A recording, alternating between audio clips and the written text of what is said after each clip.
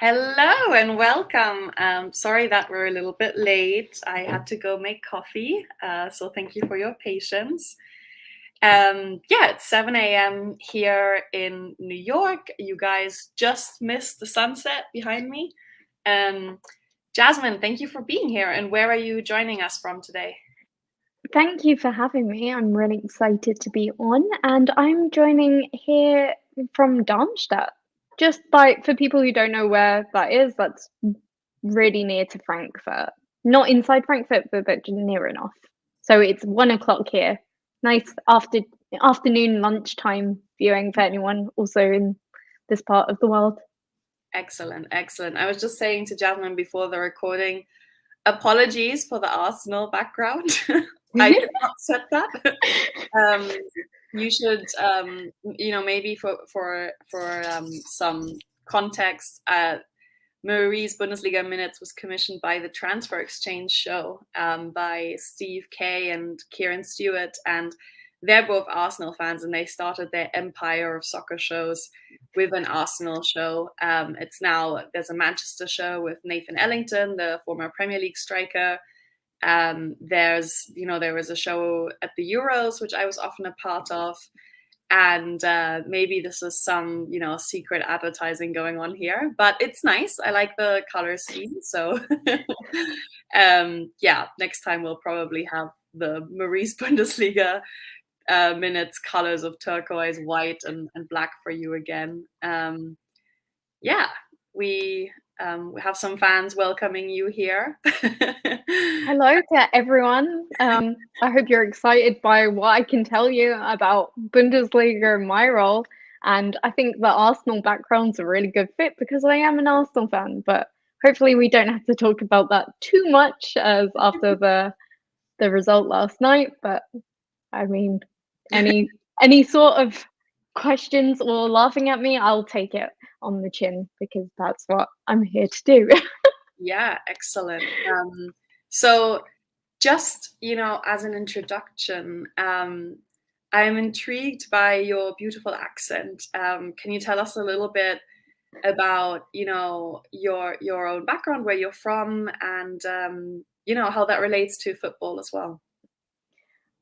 So I'm from London in United Kingdom. I'm now in Germany. I was I'm 29 years old, so I'm I'm not a senior by any means, but especially in this world of work, you can feel quite old, especially when you know of how young football players are.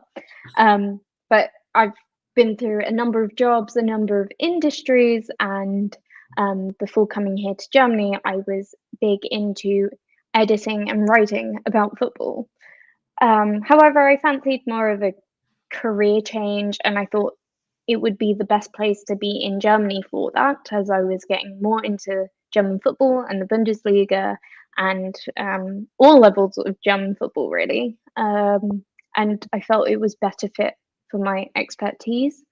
It turned out that I could read the game really well in terms of tactics, and I was employed for mainly that. But yeah, for me, from a football point of view, I grew up in a household where I was the youngest of four, and from young I was brought into the world of football, whether it was watching it with my family, but more often listening on the radio throughout the 90s. My whole family is are Arsenal fans, and yeah, grew up doing that, and I never really left football. It was always an obsession of mine. I started writing about it in my early 20s, just as a hobby, really. And I got quickly picked up for more website content in the gambling industry just because I knew my sports. And then after a while, I got moved to just the gambling industry and more technical side of that. But after a layoff, I managed to get more back into the editing and writing sides of things, and I met loads of wonderful people with my last 2 years in my last role, and that kind of based the springboard for me going into the role that I am in now. Great, thank you for that. And what role are you in now? Can you tell us a bit about your kind of like weekly schedule? What you would be doing today if you weren't here? And it varies wildly. So my actual technical role is a scientific researcher for a football institute. But that role it sounds really scary and really, really educated. It is not. It includes a range of things, and my day-to-day schedule is week to week or month to month is very, very varied. So it includes both analysis, both data and tactical, and also editing papers. I'm here in Germany. I'm not that much of a German speaker yet, but it is good for me, for an editing background, to edit papers that are in English, because I can relate more to the people who will be reading them. I'm a consultant, so I do tactical analysis on a freelance basis and consulting more in football recruitment, and that can also include like little bits like scouting and just seeing where people fit, basically. Excellent. I think that's how I became aware of you, is through your views on recruitment and scouting, and really, like, for background, if you read Jasmine's writing on her own blog, or between the posts and other outlets that she's contributed to, and other podcasts she's been on, you'll hear that she's very tactically astute and good at assessing players and coaches and kind of the systems of teams. In your opinion, are there any coaches, especially for our English-speaking listeners, any coaches currently in German football, whether that be the first, second, or even the third division of professional football, that are doing innovative or very successful work worth keeping an eye on? I would say I loaded questions. I would say from the off, I always enjoy watching an Adi Hutter side. Adi Hutter is the current manager of Borussia Mönchengladbach, was Eintracht Frankfurt the seasons before, and he has come from the special kind of Salzburg RB blueprint background, but doesn't carry any of those main counter-pressing traits, or as much. He has his own unique philosophy, and he's very stubborn with it, and it's great to see. He got very good results out of Eintracht Frankfurt last season, and I feel like the merry-go-round in the Bundesliga may have upset that team achieving the Champions League, a massive domino effect that happened in the Bundesliga last season. But he's definitely one. I've always been a fan of Markus Anfang, who's currently the coach of Werder Bremen. He's done wonderful things in the second Bundesliga, and I wrote an article recently, and I'm laughing because anyone who follows me will realize if I say something good about a manager, they definitely just turn bad. I'm like a walking jinx when it comes to coaches and players. And after I wrote this article, which basically likened the qualities of Markus Anfang to Pep Guardiola, and the way his tactics are and how innovative he is, because the German football, at least the first two leagues, or especially the first league, isn't as innovative as the Premier League. So you have to really dig down to see who's actually changing their style of play and setting a benchmark. And Markus Anfang is definitely one of those. After that game, they lost 3-0 to Dynamo Dresden, a recently promoted side, and they just lost on the weekend to Darmstadt 3-0 as well. So,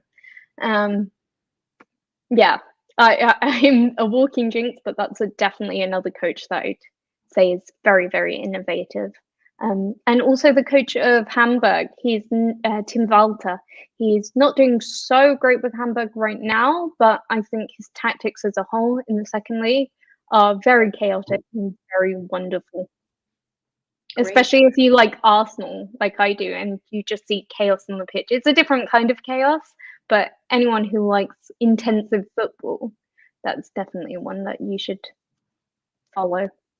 Yeah, and I'm actually interested in what you said there about perhaps coaches in English leagues being more innovative.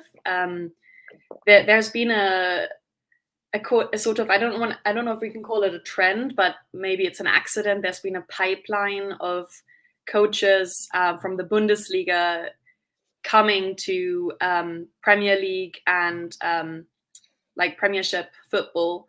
What was not Premiership? Is it? It's the what's the second league? Championship. Yeah, second league is Championship. Yeah. Yeah, Premiership is like the old word for Premier League. Excuse me, everyone. You know, and I'm not just thinking of, you know, Jürgen Klopp, but people like Ralf Hasenhüttl and David Wagner coming from Dortmund to Huddersfield. So there are many examples of this, and I was wondering what your stance on that is. If it's, you know, is that an accident? Is that a trend? What kind of makes English clubs look to Germany for coaches specifically? I think it's a range of things. I think there is always a country to pick from, and it tends to be a trend. So it would have been French, it would have been Spanish, it would have been Italian, and the Premier League is a great thing for kind of picking the new trend because it is arguably one of the best leagues in the world. And when, especially with clubs trying to look for who fits their philosophy, they try to fit who has the best coaches as well. And I think more recently, German coaching has just been so innovative, and at the moment, being in Germany, the coaches are so young. We talk about Julian Nagelsmann only being 34. The old coach of Holstein Kiel, who went on an amazing run of the DFB Pokal, Oliver Werner, is 33.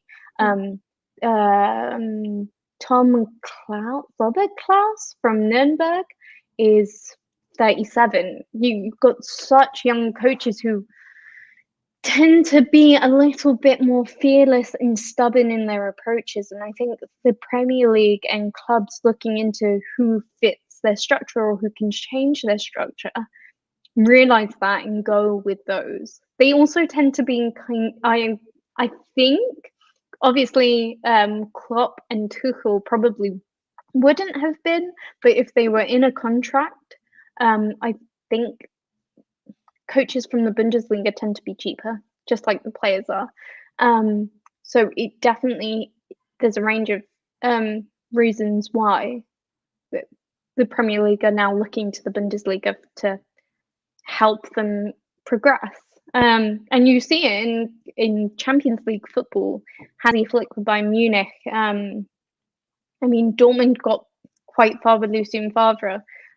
You see the kind of in possession plays by Peter Bosch, who used to be at Leverkusen. Niko Kovac now at Monaco. There's so many that I can list from the Bundesliga who have done something, and the Premier League wants to carry on that kind of trend of football. Mm-hmm. Yeah, it's interesting that those last few names that you mentioned, because I perhaps hadn't realized this, but German football is actually, in terms of coaching, I think it's gradually turned more international as well. It used to be that, you know, when I was little, and we're roughly the same age, like, so when we were young, the coaches in German football would often only be German or players, you know, with the Bundesliga past. And there was really this focus on, you know, you can only coach if you were a top level player. And that's really changed. I mean, I think partly thanks to Nagelsmann, who really showed like you don't have to have been a top player. Also, of course, Jürgen Klopp. Then there was Domenico Tedesco, again, like speaking with the young players. But this international pipeline, you know, we now have 2 American coaches in Germany's top flight. that's actually fascinating. So that's just like a side note.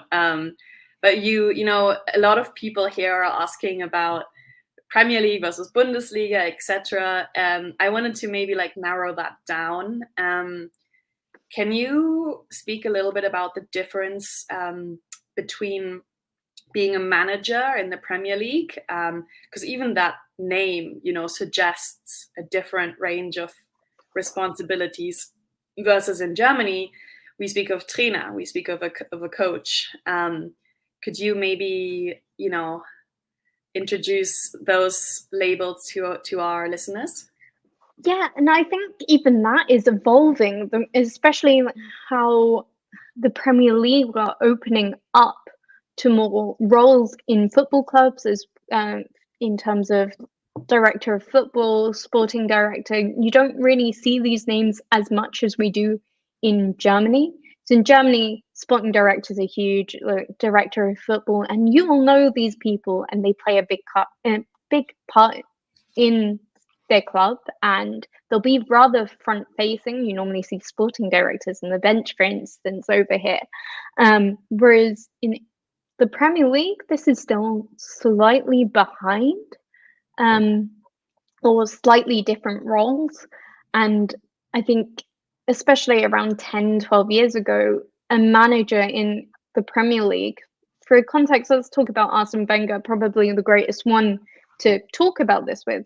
Not only would he be a coach for the team, he would manage the contracts, the players that he's wanted, you know, all of those different parts, seeing what he needs from the squad. Whereas having a sporting director would normally take that on more. And I think we're seeing more of that coach manager name turn into a coach name. For instance, Spurs is definitely going that way and introduced Nuno more as a coach than a manager. And I think it's going more and more that way.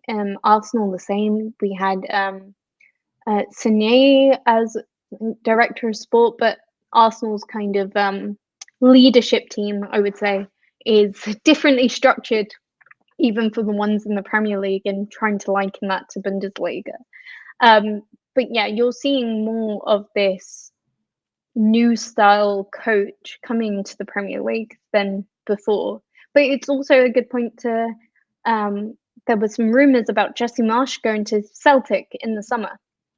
And I think Derek Ray from ESPN made a fantastic point. Someone from Germany or Austria managing there would only go to a club where they feel that they could also have a really good relationship with the sporting director, because that they are the person that makes a lot of the calls when it comes to the team and building. So if the Premier League wants to go in the way of getting more recruitment from the Bundesliga, especially in coach and leadership, then that is a kind of structure they will need to have a look at and maybe change to fit the ones more in Germany. Because I feel like German coaches definitely feel better when they have that kind of structure around them. Yeah, that's a great perspective. I think you gave that a very like glass half full, and as you lift your glass. No, I sometimes wondered if perhaps, you know, I mean, these are all outliers, of course, but, you know, there were coaches like Felix Magath who were demanding more power for the coach, they were demanding more of that Premier League, you know, not maybe current, but former Premier League setup. And yet I think you're completely right. Like, most coaches are like full-blooded coaches and just want to work tactically with the team, be on the pitch and really improve their players. And it can, I guess, really alleviate some of that pressure to have a technical director, a good scouting staff, someone, you know, like with contracts negotiations, that's basically like a business position, you know, that's accounting. So it strikes me that, you know, that some coaches like Arsene Wenger would have that on top of, having a game every few days. And I think that's a really good point, especially with the younger coaches who may have either not been a player at all, or, especially when we talk about Tuchel, Klopp, Nagelsmann, people who weren't the greatest, and Fang the same, not the greatest players, but then I feel like the worse of a player you are, or not a big player, the better you're doing at coaching. It's like they learn the skill knowing that they wouldn't have football forever, whereas the greater players didn't really worry about that until later in life. But yeah, it's I think that is a role to play with it when they become younger and realize they want to go into coaching further. They don't really want to, delve into contracts anymore. That's just all when everything was down to one person or two people. And yeah, we're really seeing those differences as kind of football clubs expand and have a person for all of these things. Yeah.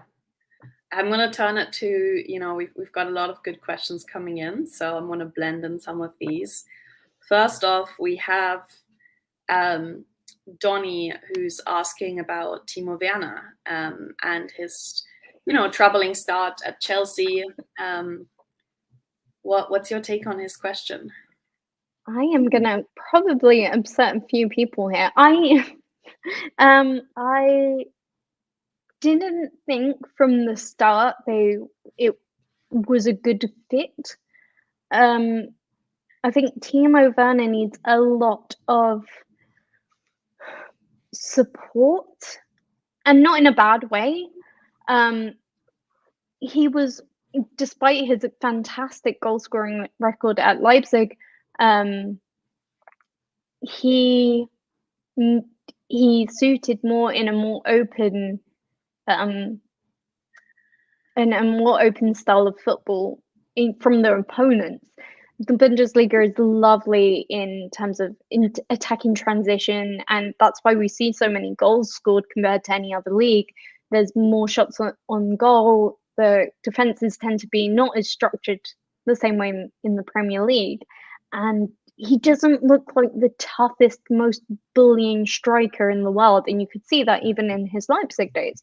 So I thought the Premier League was going to be a harder fit for him, especially being like an out-and-out striker that Chelsea really needed. He's really good from coming in from the left space, and sometimes that works, but you also need that person who's going to provide the goals, and I never thought that was going to be the greatest fit for Timo Werner if you were expecting him to have a 20-goal season every season. I just didn't think the Premier League was quite right for him. Yeah, no, I hear that. I'm kind of with Kate and with Jasmine on this. Whenever I do watch Chelsea games live, I have to say, I think he's very hardworking. You can't fault him for effort. And at least initially, when he was played out of position, you could make that argument under Lampard. But, he has gotten many chances. And it's, I think, maybe also psychologically, he's still quite young. The Premier League is a tough league. Chelsea has fans all across the world. I wonder, sometimes center forwards, if we want to call him one, they kind of evolve later. They become world class. They find that instinct later in their career, and I think that's why players like Erling Haaland are so exceptional, right? Because they're that consistent and that athletic early on. I'm not speaking of wingers and attacking midfielders who, you can always bring a 17-year-old attacking midfielder if they're skillful.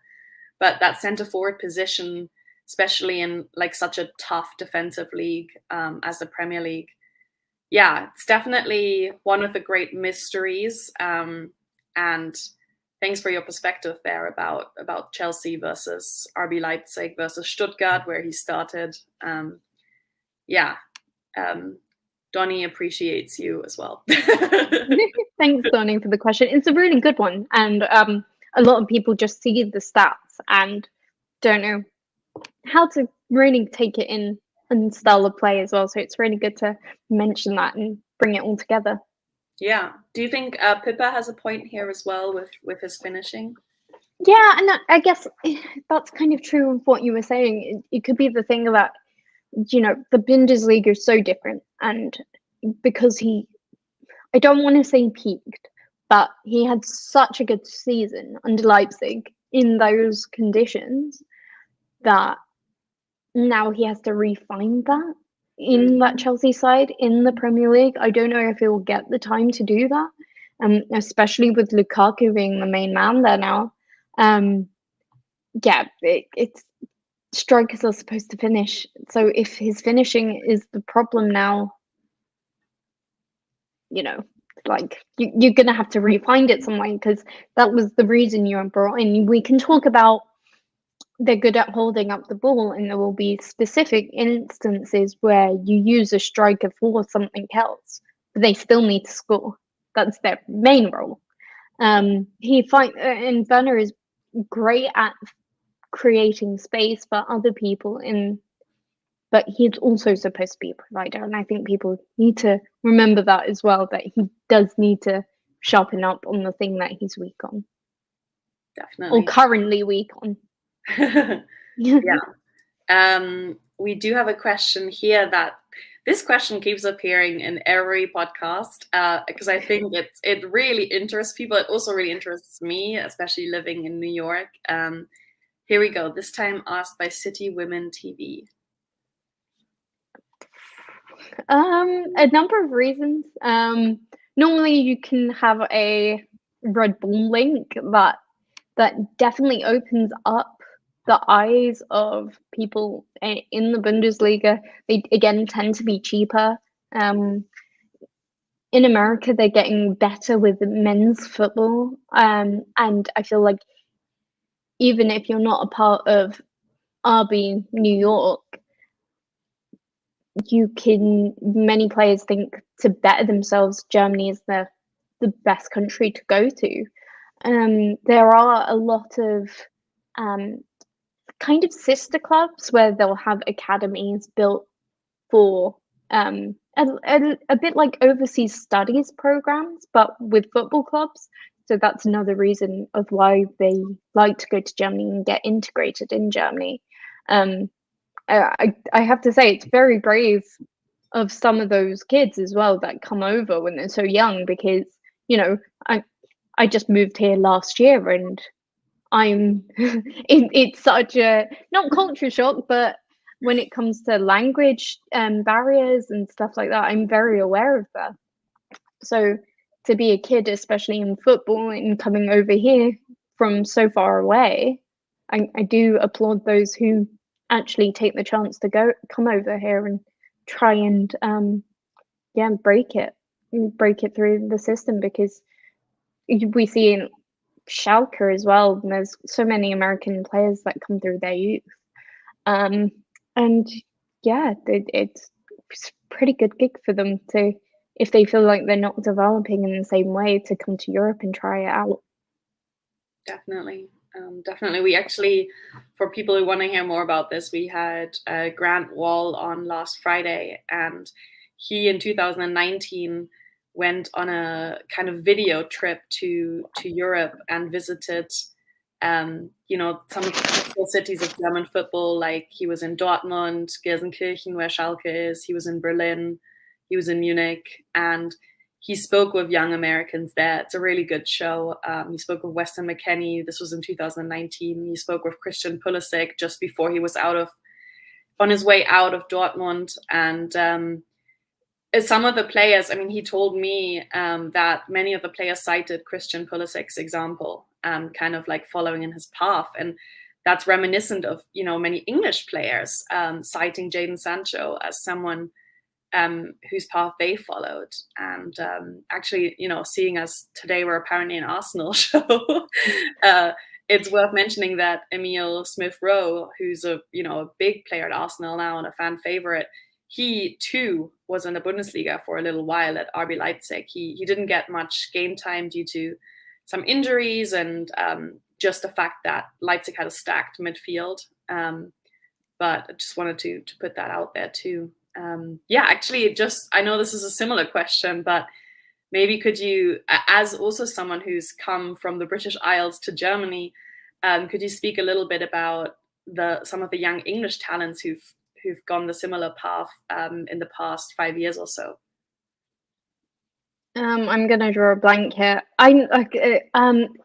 The funny thing is, and that's actually a really good point to bring up, is the amount of English players thinking about coming to Germany now, when we don't see many English players leave England. And I think it's becoming a bit more open now to people, to English players, especially younger ones. I mean, a good example from the top of my head, because I really can't think of any right now, but Reece Nelson was under Julian Nagelsmann's Hoffenheim team, and he did amazingly there.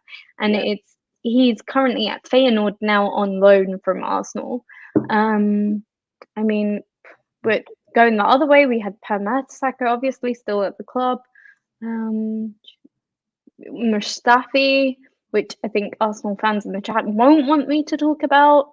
But the other way, it's Arsenal specific. I'm trying to think. The thing is, if I don't write things down, I cannot remember for the life of me. I know. I will say one player that I'm actually, scoop here to our listeners. I'm going to write an article on him, is Mavropanos, the defender who is on loan from Arsenal to Stuttgart.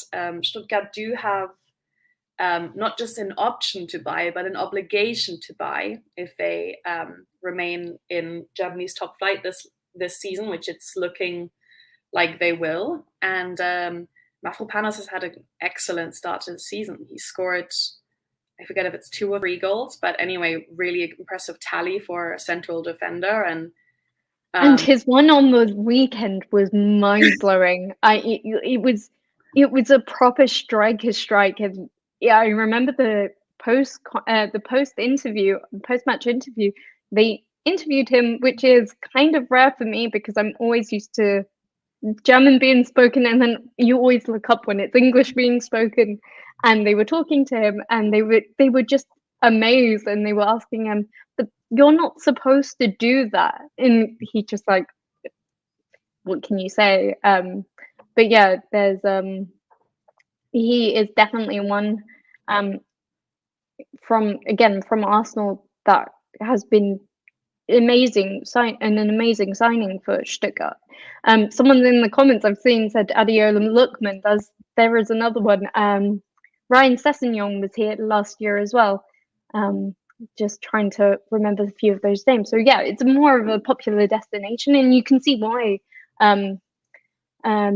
Because many players want to, especially for wingers and younger wingers, and getting game time, and they're not completely Premier League ready yet. The kind of attacking structures that you get in Germany is such a wonderful sight to bring those talented players on and actually get them up to speed.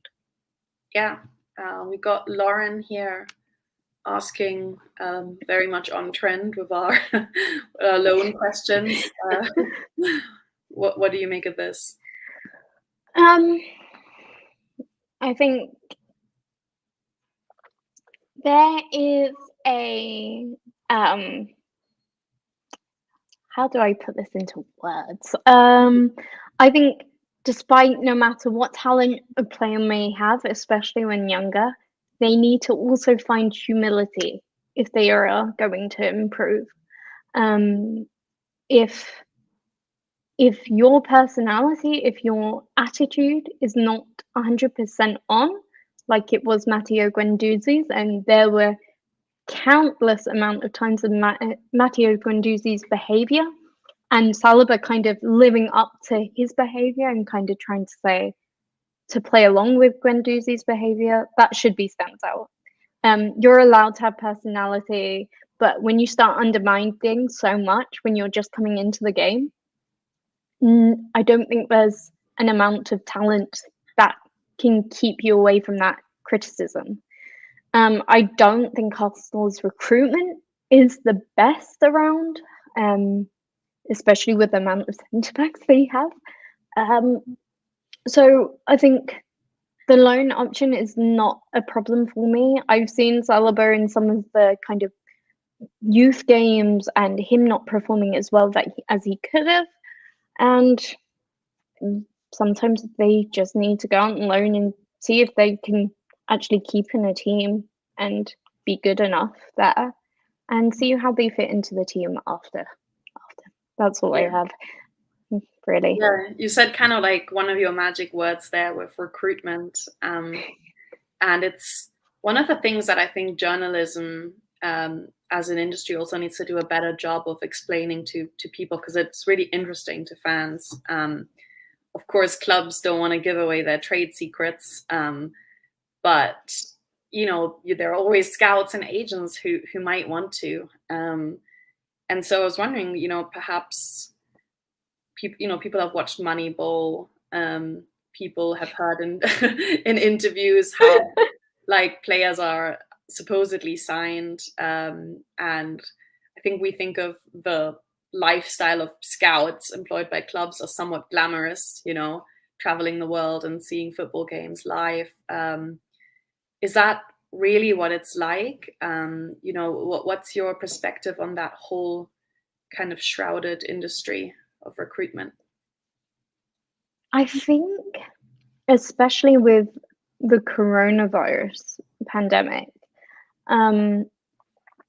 we can see quite a broad change in how scouts and scouting is used.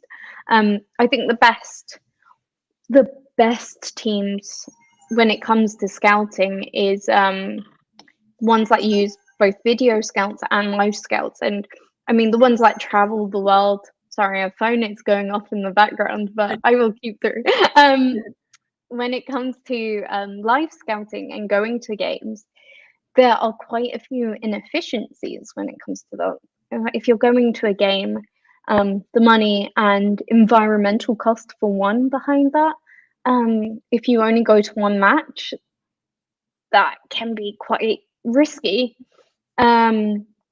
Obviously, some players don't. Not all teams go to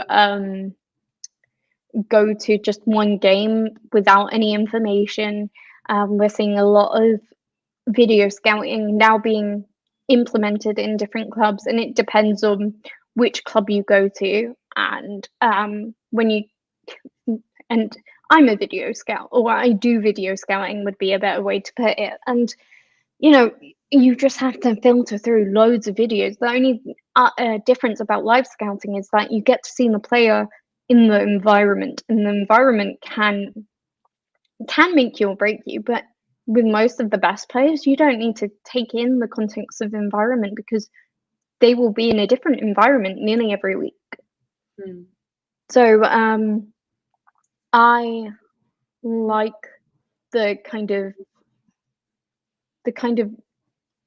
sphere that we're going into with more video scouts, because I think for me it just makes more sense. It's if you have people who know their stuff and they know how to pick up on processes and patterns of play, and seeing if a player is a good fit, you can do that from video. We are in a very unpredictable time in the world, and a lot of scouting would have had been put on hold, and a lot of games were put on hold. So for clubs, having a very good video scouting network is probably becoming more important than those scouts that do travel the world. I think we're just seeing, I wouldn't say they're inefficient, but I think we're seeing their capacity more reduced and seeing a more world-friendly view by doing it online more. Definitely. And I'm happy for that, because that puts me into more positions and roles. Yeah. And what as a video scout, what are like the deliverables? You're there, you're watching the match on screen. What do you look out for? What kind of notes do you take, and what kind of, like, when you hand it in, what what is really the analysis there? Is it like a written report, or do you like a score sheet? So it depends on the club, and I can only speak from my experience and the way I do things.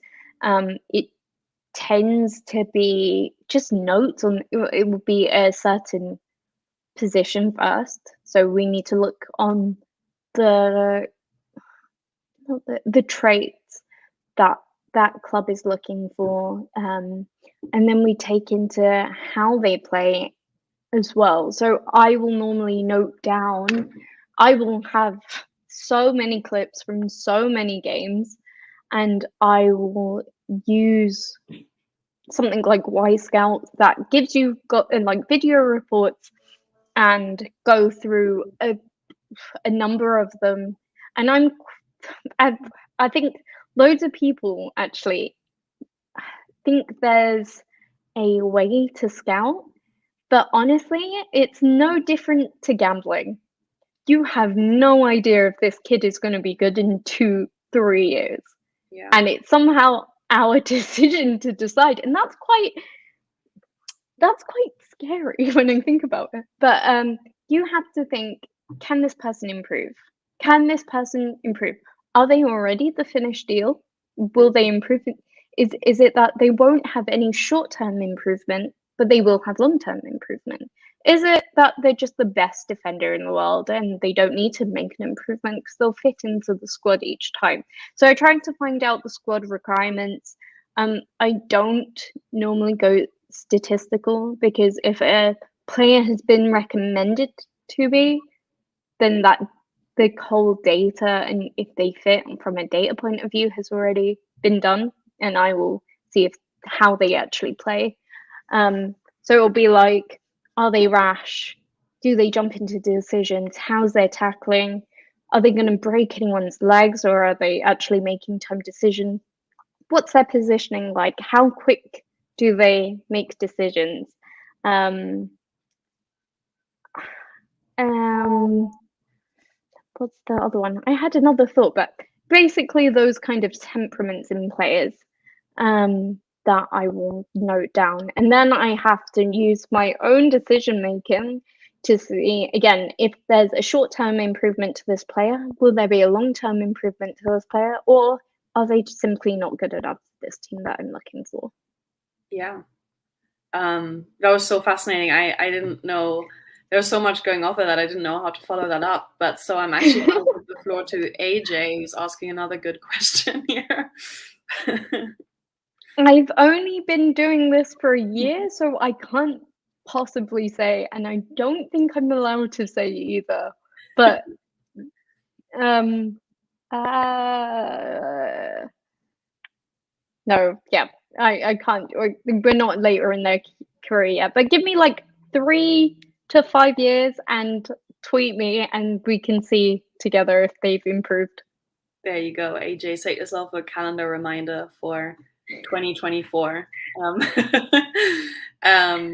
Yeah, I actually thought that was a really nice question, because, I mean, maybe just as a fan, are there any players who perhaps in their, players keep getting younger and younger. We just need to look at like Mukoku. There was a player in MLS who debuted at 14 a while ago. I mean, are there players who, perhaps weren't the superstar 17-year-old and then really impressed you later on in their career? There's probably so many. I think there was a time where Aaron Ramsey for Arsenal, I didn't know what he was or what his best qualities were, and I was happy to be proven wrong. And this is before proper analysis, where I knew that I was good at analysis or figuring out what people are good at. But he is definitely one that exceeded my expectation from what I first thought of him and how he played and what he became. Because there was no complete, you couldn't say, oh, he's so good technically, or he's so good with his feet, or he's got great decision making. You couldn't completely take out, this is the one thing he's good at, like we can with many other players. I think I'm still wondering if it was pure work rate for him that he just made the rest of the team work, but he became such a vital cog in that Arsenal team. And I think he's massively underrated at that time. You could see why someone in Juventus went, this person's going to be on a free. Let's give him loads of money. Yeah. Probably at the wrong time in his career, or the wrong time in Juventus's timeline. The kind of struggles that they're going through now to get him, but he was a wonderful player, and definitely one that I didn't think would be any good. What are some other ones that are older? I think especially him. He's the one that I can remember not really thinking would do well enough. Yeah. But he's proved me wrong. Definitely. I can also think of a few. I remember, you mentioned Schalke's academy earlier in connection to American talents coming there. Benedikt Hövedes is a player who, yes, he played a lot of Bundesliga games when he was 20, 21. But even in the under-19s, a lot of youth coaches said he wasn't particularly remarkable. He wasn't that technical. And he's just really climbed to the very top of international football, winning the World Cup as a starter, earning a move to Juventus, playing in European football with Schalke, becoming a captain. And I think sometimes, particularly it's defenders who mature later, like central defenders, and gain so much from experience. If you think about it, it's rather risky bringing an 18-year-old centre back who hasn't learned yet, like how big bullish strikers move, and that makes players like Dayo Upamecano even more exceptional, of course. But yeah, I think he's one that comes to mind for me. And yeah, it's interesting that sometimes players can surprise us in these ways. Yeah, I think I thought of another thing when you were talking about being a video scout, a video analyst. Are there any countries right now that you think it's really worth keeping an eye on? Whether that be the Japanese league, Belgium, of course, has gotten a lot of traction, or, perhaps something more obscure like, I don't know, Georgia. Are there any countries where there are like talents that, where there's a bit of a pipeline right now? Ooh, that's a good question. So I normally look at not that far out, and I tend to scout more closer to home. There's a great link between Germany and the Nordics, I would say, because especially even the big clubs, say Malmo FF, and you've got players there that will want to come to Germany and even will go down to the second league to come back up. They feel like that's their get in. So the Nordics is definitely one that you should be looking at. Austria, I feel like, is probably an obvious one, but people don't really mention enough. Even if Salzburg do have the kind of fingers in all pies from there, but their kind of scouting and recruitment process is quite magical to see. How they get players in. Again, as you said, Belgium, there's always some talk about Dutch players lower down. And sometimes lower down the leagues will even look to Scotland in the first tier, because the tier is just not as strong as other ones in Europe. And they will, players from Scotland as well are looking out to get European experience. I would say it's probably a little bit more common than English players right now. So yeah, the Nordics, Scotland, Belgium, the Netherlands. I feel like Netherlands is quite obvious, but outside of Ajax and Eindhoven, Ajax and PSV, people don't actually know the lower teams there. And Austria. Excellent. Yeah. One question that I wanted to ask and completely forgot because we've just been going on so many tangents is particularly about women in football and not so much women footballers, female footballers, but I mean women in the men's game, whether that be in coaching. We've seen a few women, especially in Germany, coming up, or in scouting, in development, in the executive ranks. For example, I can think of Marina Gavraniowaska, I think, at Chelsea, who is known as a really tough negotiator and has brought on a few really good players. She, of course, was installed by Roman Abramovich, so perhaps a bit of a special case. But yeah, you would find her a tough negotiator. I would not like to negotiate with one of Abramovich's people, but I hope they don't hear this or tap my phone. Yeah, no, I guess I was wondering if there are any women in football who you kind of look up to, or who, look up to is a strong word, but women whose path you've kind of followed. I mean, it's always different for everyone, but especially what I found really nicely strange when coming over to Germany is that when I watch the Bundesliga and Bundesliga 2, there is just more women on the benches and being more involved in men's football than there are in England. So we've got, and obviously Kathleen Kruger, the team manager of Bayern, is, she was a former footballer, but as many things, if you are so into football to a point where you get one of those jobs, the likeliness is you're going to be a former footballer. But she has been a part of Bayern's team for so long, and she is so good at how you become a team manager, all of the logistics, and basically setting up that team to be a part of that is amazing. And she's obviously done a class job at it for however long she's done it for, because I can't remember. But there's also other women in the men's game. Imke Bubenhorst is the assistant coach analyst of Victoria Köln in the Dritte Liga, the third league over here. I think another former footballer, but again, to go not only coaching in the men's game, but also being an analyst, which is more held by men in the industry. It's a very exciting time, and definitely will be following the progress of her.